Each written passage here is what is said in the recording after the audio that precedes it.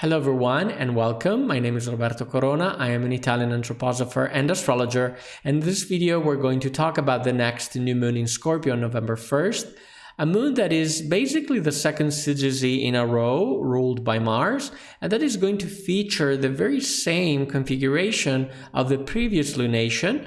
I am referring to the mutual reception between the moon and Mars, which is a very, very interesting phenomenon. We have two lunations in a row featuring this mutual reception. With this new moon, we officially enter Scorpio season, which is the heart of fall, when darkness begins to get deeper and deeper. And for this reason, what we want to do now really is starting to feed, so to speak, our inner light to cross the darkness of the season. So what's new in the sky? Let's start by looking at the chart, appreciating the last variations in the sky. We don't have much to say. First of all, on October 18, Venus entered Sagittarius. In fact, we have left her, if you remember, on the anaretic degree of Scorpio. So the following day of the last full moon, Venus made the step right into Sagittarius.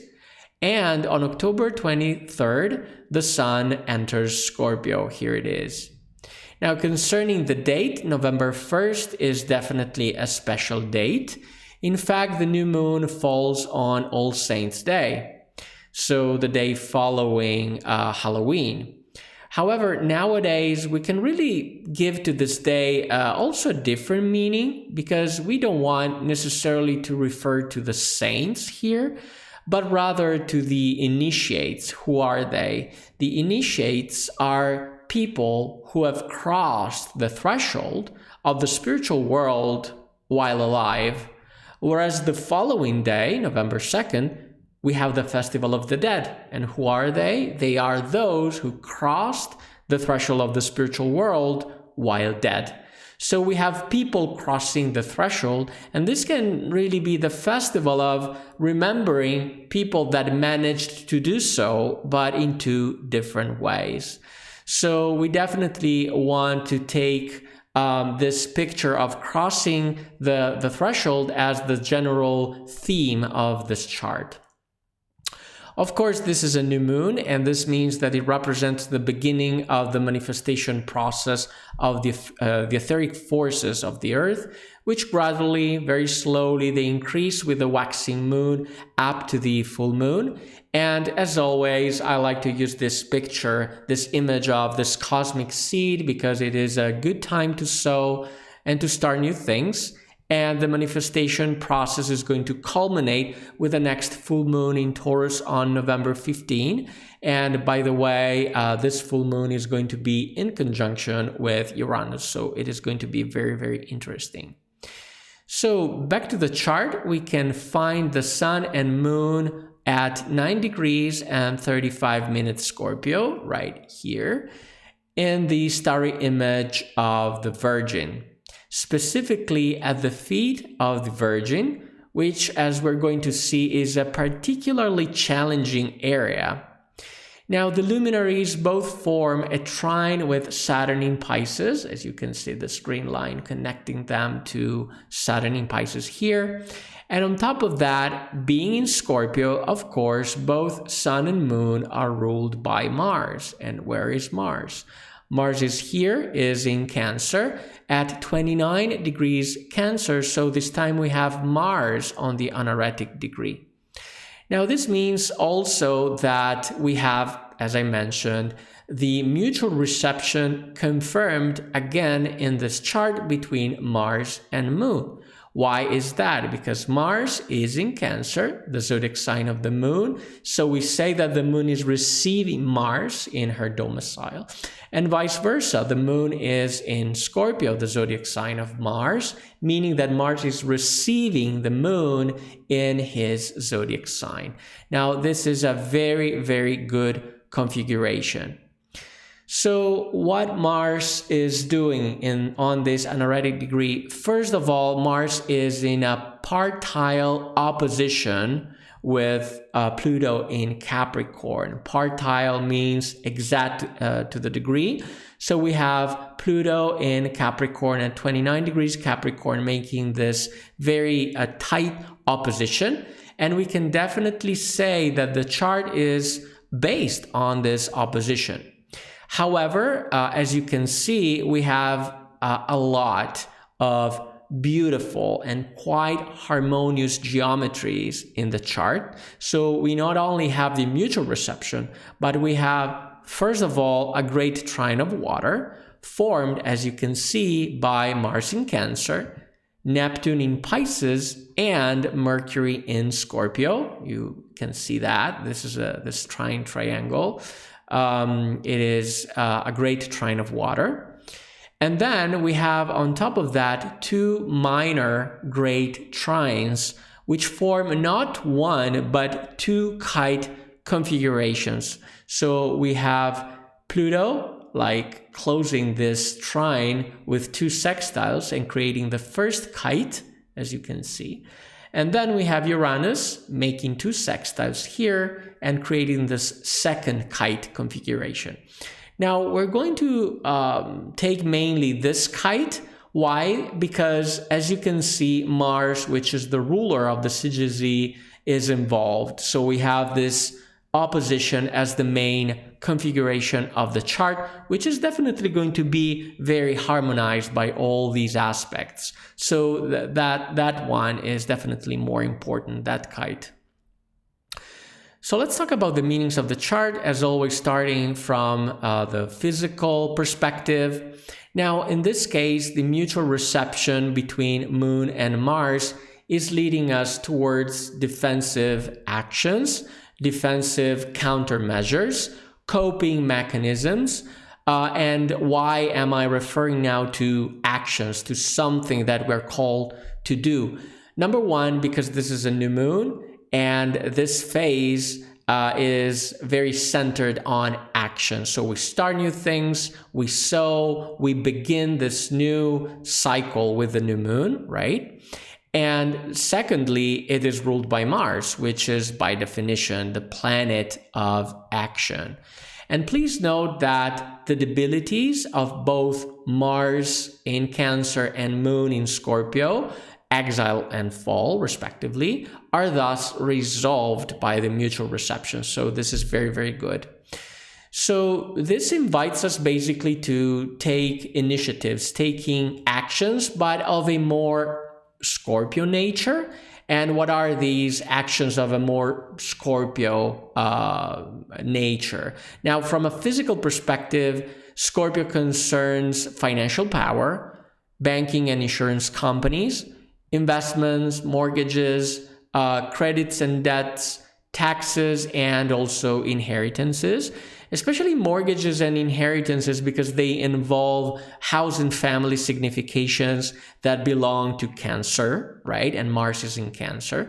But as you can see, we're talking about money and the power that comes from money, right? So we are called to confront a major villain and enemy in this chart, which is Pluto. Pluto in Capricorn, that, as we said, is making this opposition to Mars. And what he's doing is basically, not only this Pluto is challenging Mars, but as we're going to see, it is also like scaring him a little bit. And we will see that it is the presence of a lot of water in the chart that are going to definitely create this emotion, fear. However, we can definitely count on the trine of both the Sun and Moon with Saturn in Pisces, which helps us to be in a way more grounded via self-control. So this is definitely a good aspect that we can use in this chart. Mars can also count on the trine with Mercury in Scorpio, which is ruled by Mars. So Mercury is in Scorpio, the zodiac sign of Mars, meaning that Mercury is ruled by Mars. Mars can basically count on Mercury, and Mercury is the planet of clarity of thought, of intelligence. So we can definitely make good use of this Mercury in this regard to protect ourselves. On top of that, remember that the sextile of Uranus with Mars that you can find here can rush us a little bit, especially because Mars is on the anaretic degree, which is a degree that comes with this sense of, of haste, right? And the trine between Mars and Neptune can make our actions quite emotional and chaotic, especially because Neptune on a physical layer is always a force of chaos and confusion. As we're going to see, this trine brings the best more on a spiritual level. Now, from a psychological perspective, as we mentioned, this chart is super emotional. And this is mainly because we have 6 planets out of 10 in water signs. What emotions are we talking about? We're talking about fear. Mainly because usually we feel the need of protection when we are scared or anxious about something. And this emotion is mainly expressed, of course, by the opposition between Pluto and Mars, but also, I would say, the trine of Saturn to the new moon can give us some warnings in this regard, because yes, Saturn is helping. However, Saturn say, hey, it's better if you do something about it. You know what I mean? So it is basically warning this new moon. So the important thing here is tackling this fear with courage, which is something that Mars can definitely do, given the mutual reception with the moon and all the harmonious geometries of the chart. And in this sense, a certain reactivity to emotions might also be contained given the sextile of Uranus with Mars. So we can also self-control given by Saturn. We can definitely handle the situation. Now, the trine of Mars with Neptune, on the other hand, recalls the image of the warrior, of the spiritual warrior. So a warrior that is basically working on himself. The warrior who faces their own fears, their doubles, their shadows, all things that Scorpio typically can deal with very, very well. In fact, Mars can count on the trine with Mercury in Scorpio again, and this time we can look at this Mercury differently, because Mercury in Scorpio is the archetype of the psychopomp, which is a guide to the underworld. And what's the underworld? The underworld represents our deepest unconscious, or if you want, the astral world. And so we have the image here of Mercury, the god Hermes, who was able to enter and live in the Hades freely. And in this sense, Saturn in Pisces also calls us to an internal responsibility, right? A responsibility to do what? To recognize all the forces within us that are trying to manipulate us through fear. So basically, shadow work. This is the keyword on a psychological level of this new moon. And this brings us to the spiritual meanings of the chart. In fact, from a spiritual perspective, the new moon can be found at the feet of the constellation of the Virgin. So this is the Virgin upside down. You can see it here. Sun and moon at the feet of the Virgin, right? So the Virgin is the woman clothed with the sun of the apocalypse, and she is threatened from below by the forces of the seven-headed dragon, as well as we can use the image of the woman crushing the head of the serpent. Basically, we can interpret the first degrees of tropical Scorpio here as the most insidious area of the starry Virgin, because we find literally the dragon, the snake, right? And in this sense, the spiritual warrior that we mentioned can definitely make a difference. But this time, I would say in a more alchemical way. So in general, in my opinion, the shadows should not be blindly demonized, you're ugly, you're bad, but instead they should be known and recognized within us to transform and redeem them. And what does it mean to redeem them? It means taking a force, a shadow that is basically in the wrong context, and pulling it back in the right context where it can become a good and constructive force.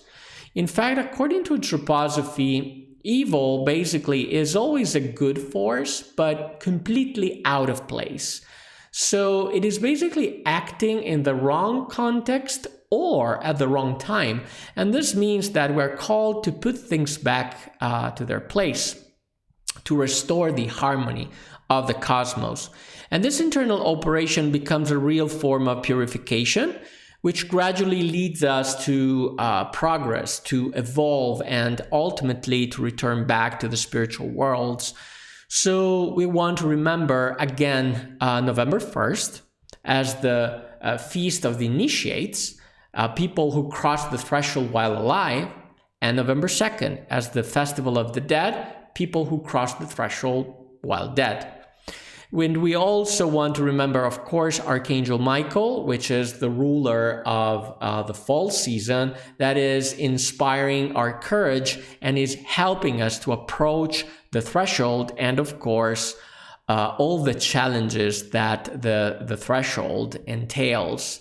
As always, thanks for watching. If you want to support my work, please like this video, subscribe to the channel, and turn on the notification bell not to miss out on future astrological insights.